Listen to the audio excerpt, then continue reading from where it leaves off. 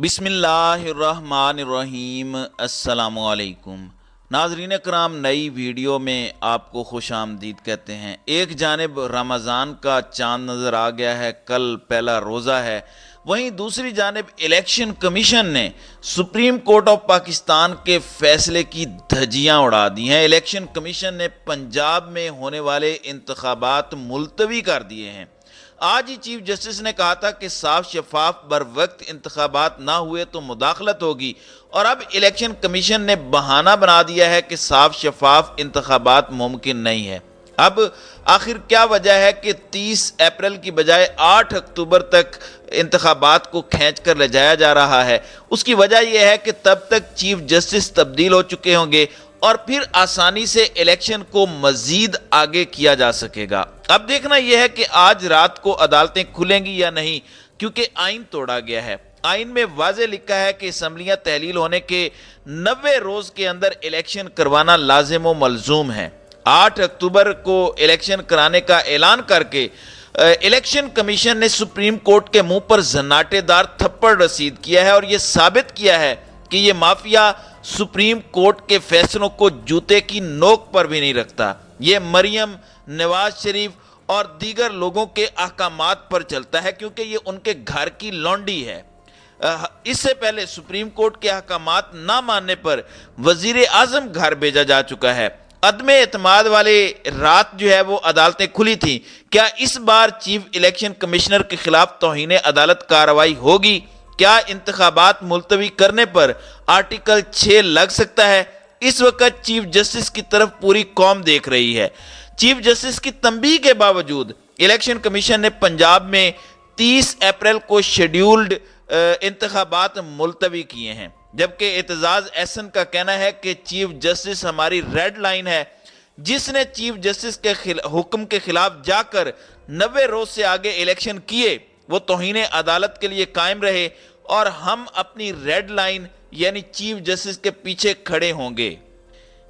ये वही election commission है जो कहता था कि उसके पास तारीख देने का इख्तियार ही नहीं है। आज उसी इलेक्शन कमीशन ने 30 अप्रैल की जगह 8 अक्टूबर को इंतखाबात की तारीख दी है। छांगा मांगा पार्लियामेंट के मुश्तरका इजलास में राना सनाज समेत सारी पीडीएम की सांसें फूली हुई थी, कांपें टांग रही थी। अदलिया पर आज इनकी जानिब से हमला किया गया और उस हमले का मकसद ही इंतखाबात से राह फरार इख्तियार करना था। लेकिन जो मर्जी कर लें, ये इमरान खान को शिकस्त नहीं दे सकते। ये सबसे बड़ी खबर है कि पार्लियामेंट में पाकिस्तान के आइन और पाकिस्तान की अदलिया पर हमला किया। राना सनाउल्लाह ने उसमें सुप्रीम कोर्ट के जजेस को मलाइन किया, और उससे कुछ देर के बाद अब इलेक्शन कमीशन ने इंतखाबात को डिले करने का या 30 अप्रैल को ना करने का ऐलान किया है।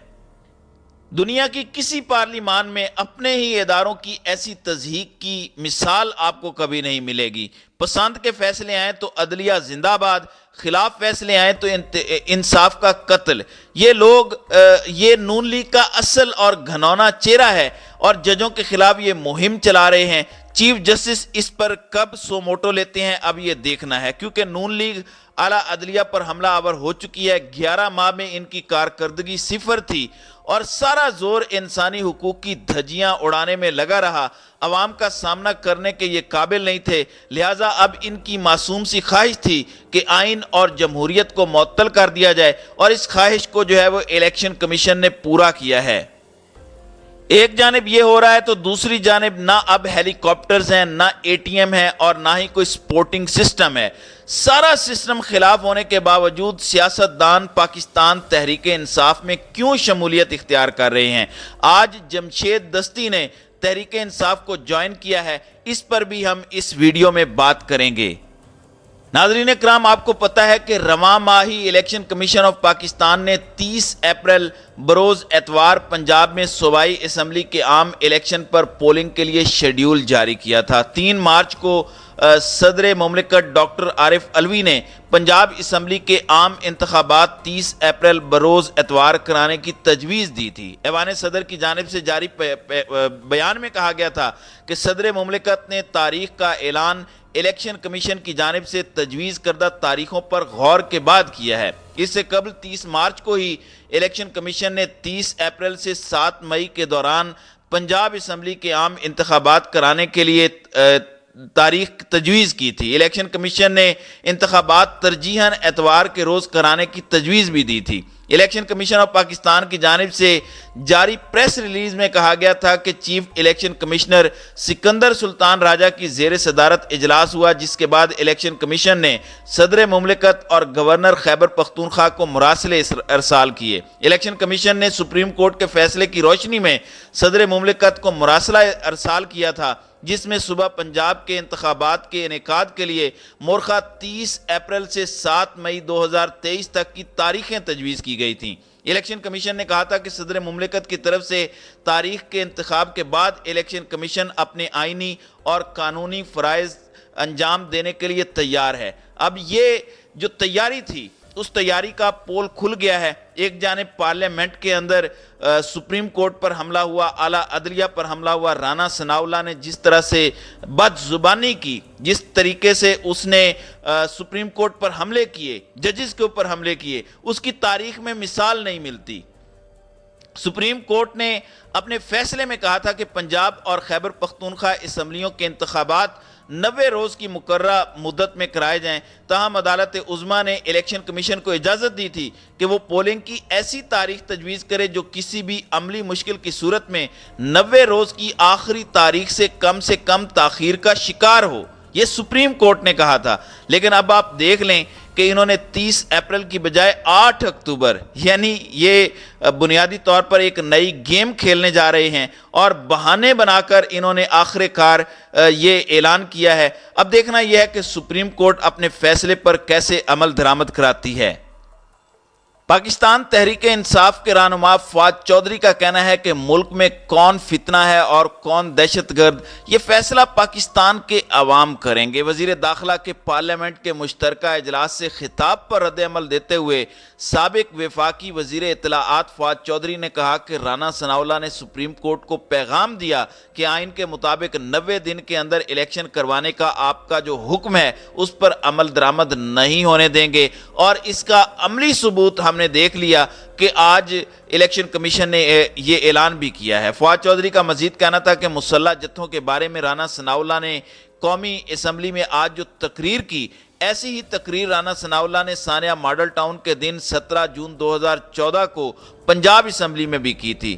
وزیر داخلہ تھانے کے محرر کی طرح مختلف وقوعوں کو ایک جیسے انداز میں بیان کرتے ہیں۔ فواد چودھری کا کہنا تھا کہ امپورٹڈ حکمرانوں نے ایک بار پھر سپریم کورٹ کے خلاف اعلان جنگ کر دیا ہے۔ یہ گروہ پہلے بھی سپریم کورٹ پر حملہ آور ہو چکا ہے۔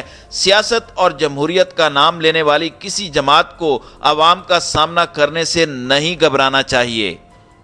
خیال رہے کہ اعتزاز احسن اس سے پہلے کہہ چکے ہیں کہ الیکشن سپریم کورٹ کی مقرر کردہ تاریخوں کے اندر ہی ہوں گے۔ لاہور ہائی کورٹ میں میڈیا سے گفتگو کرتے ہوئے ان کا کہنا تھا کہ یہ کسی کی بھول ہے کہ 30 اپریل کو الیکشن نہیں ہوں گے، آئین اور قانون کے اندر یہ لکھا ہوا ہے۔ انہوں نے کہا کہ صدر پاکستان اور ججز کے فون ٹیپ ہو رہے ہیں۔ ماضی میں فون ٹیپ کرنے پر اسمبلیاں ختم ہوئی تھیں، فون ٹیپ کرنا اچھی بات نہیں ہے۔ اعتزاز احسن نے کہا کہ ہمیں ججز اور سیاست دانوں کے لیے دعا کرنی چاہیے۔ میں مریم نواز کے لیے بھی دعا کرتا ہوں، اور رانا ثناءاللہ اور مریم نواز عمران خان کے لیے تحفہ ہیں۔ تو آج جس طرح کا یہ فیصلہ الیکشن کمیشن نے دیا ہے، یہ انتہائی فکر انگیز لمحہ ہے، کیونکہ پاکستان کے اندر عملاً اس وقت آئین معطل ہو چکا ہے۔ جس طریقے سے پی ٹی آئی کے اوپر مظالم کے پہاڑ توڑے جا رہے ہیں، جس طرح سے 500-600 جو کارکنان ہیں ان کو ناجائز طور پر جو ہے وہ گرفتار کیا گیا ہے، انسانی حقوق کی جو ہے وہ دھجیاں اڑائی جا رہی ہیں۔ دوسری جانب سپریم کورٹ کے اوپر آج بری طرح سے پارلیمنٹ کے اندر بیٹھ کر جو حملہ کیا گیا ہے، یقیناً آنے والے دنوں میں پاکستان کے حالات بہتر نظر نہیں آ رہے۔ تو ناظرین کرام، آپ کی اس ویڈیو کے حوالے سے کیا رائے ہے؟ آپ اپنی رائے کا اظہار کامنٹ سیکشن میں ضرور کیجیے گا۔